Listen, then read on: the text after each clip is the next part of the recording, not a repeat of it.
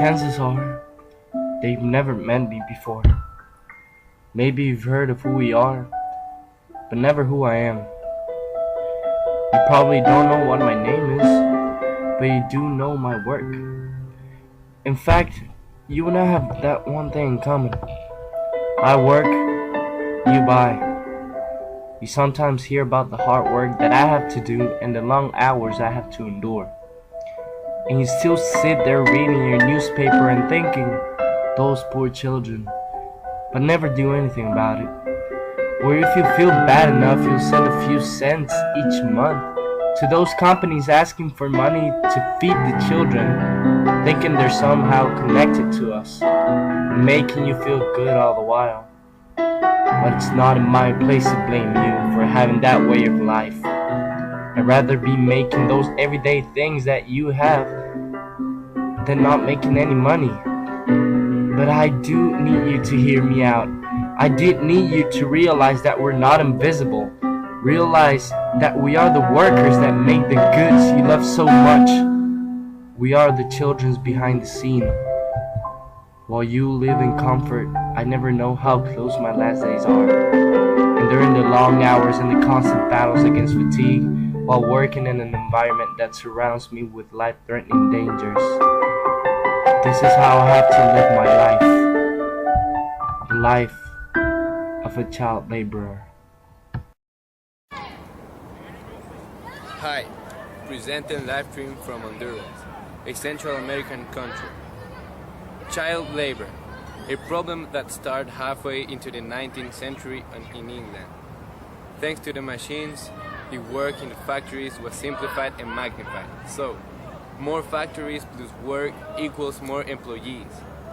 This revolution instilled in the great owners the search of the more people, even children underage, who would indeed work for little pay.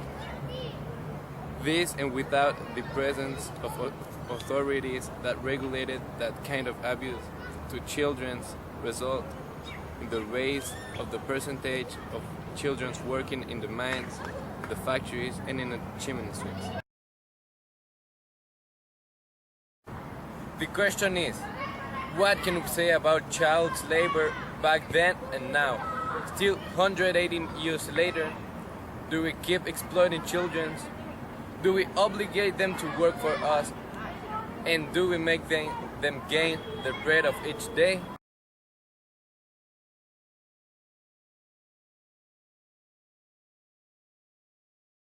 Reporting live from M.E.S. History Channel, live streaming from the Office of the Representative in Latin America of UNICEF, Mr. Francois Babolat.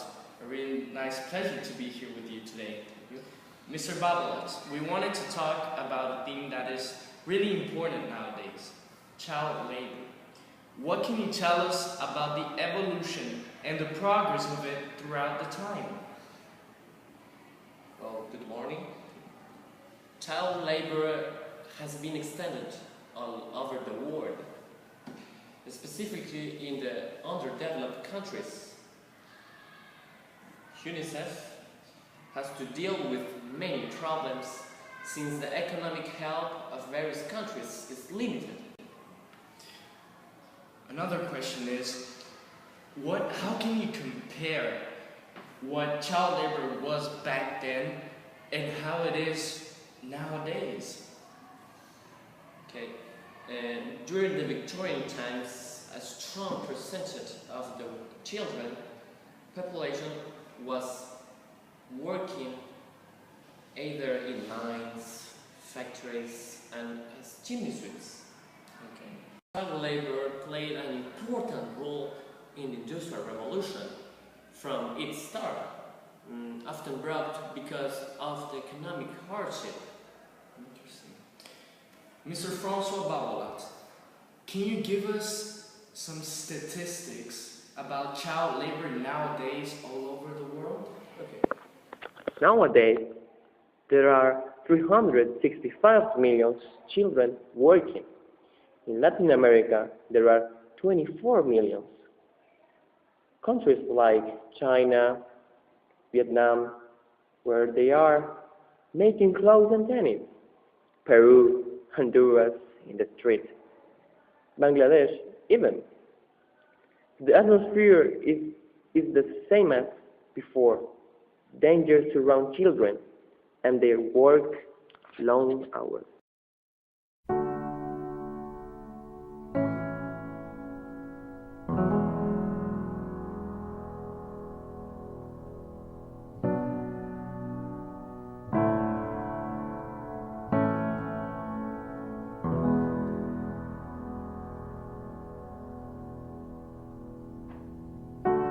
There is a house built out of stone,